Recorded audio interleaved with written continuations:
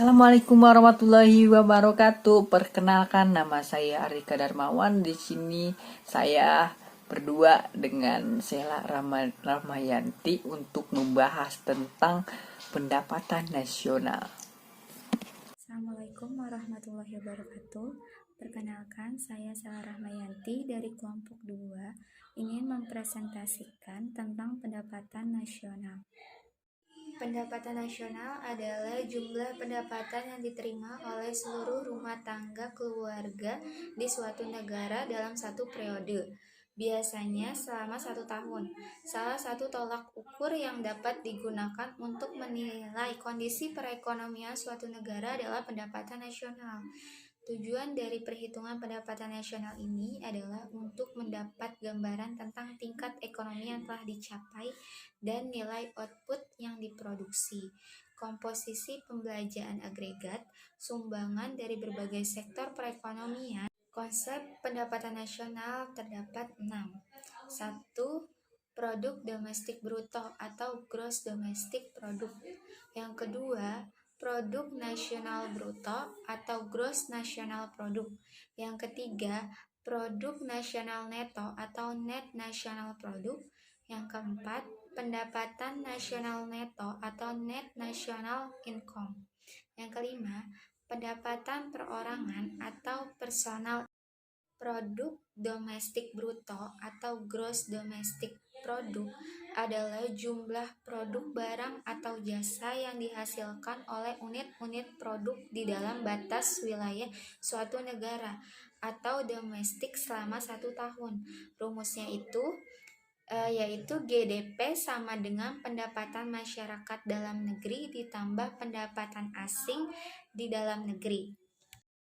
Produk nasional bruto atau gross national product adalah jumlah barang dan jasa akhir yang dihasilkan oleh faktor-faktor produksi milik warga negara sendiri yang tinggal di dalam negeri maupun di luar negeri. Rumusnya itu ada 2. 1. GNP sama dengan GDP atau gross domestic product ditambah pendapatan neto terhadap luar negeri.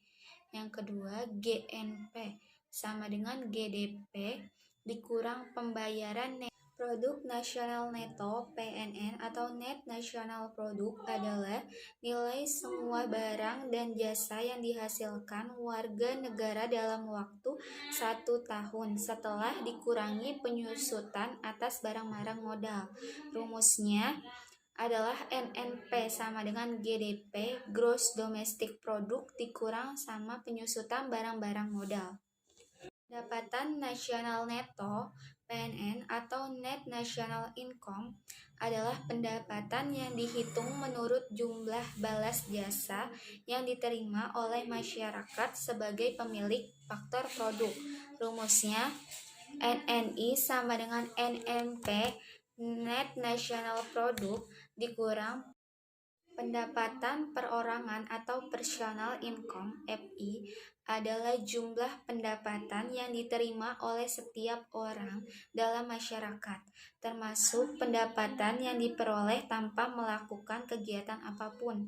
Rumusnya itu FI sama dengan NNI net national income dikurang laba ditahan ditambah pajak persorangan ditambah iuran jaminan sosial ditambah transfer payment.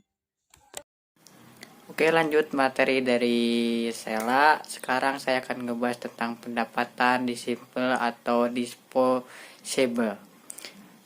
Pendapatan yang benar-benar menjadi hak mutlak penerima, atau dengan kata lain, pendapatan yang siap diberbelanjakan. Bisa dibilang rumusnya itu DI sama dengan PI. PI itu pajak perorangan. Oke, langsung aja masuk ke materi selanjutnya, yaitu tentang perhitungan pendapatan nasional. Pendapatan sebuah negara bisa dihitung dengan 3 pendekatan. Dan yang pertama ada pendekatan pendapatan. Dan yang kedua ada pendekatan produksi. Dan yang ketiga ada pendekatan pengeluaran.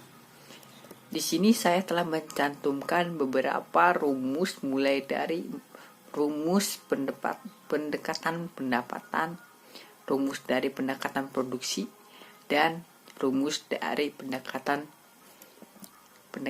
pengeluaran.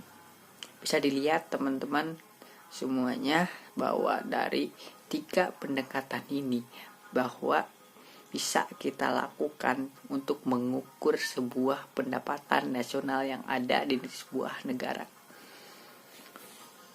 Langsung masuk ke dalam manfaat pendapatan nasional. Bertujuan untuk mengukur tingkat kemakmuran suatu negara dan untuk mendapatkan data-data yang terperinci mengenai seluruh barang dan jasa yang dihasilkan dalam satu periode. Perhitungan pendapatan nasional juga memiliki manfaat yang lain, di antaranya mengetahui dan menelaah struktur perekonomian nasional. Kita masuk ke tujuan pembelajaran pendapatan nasional. Di sini saya mencantumkan 3. Yang pertama, untuk mengetahui tingkat kemakmuran suatu negara. Dan yang kedua, untuk memperoleh taksiran yang akurat nilai barang dan jasa yang dihasilkan masyarakat dalam 1 tahun. Dan yang ketiga, untuk membantu merencanakan dan melaksanakan program pembangunan yang berjangka. Langsung masuk ke dalam manfaat mempelajari pendapatan nasional. Yang pertama, mengetahui tingkat struktur perekonomian sebuah negara.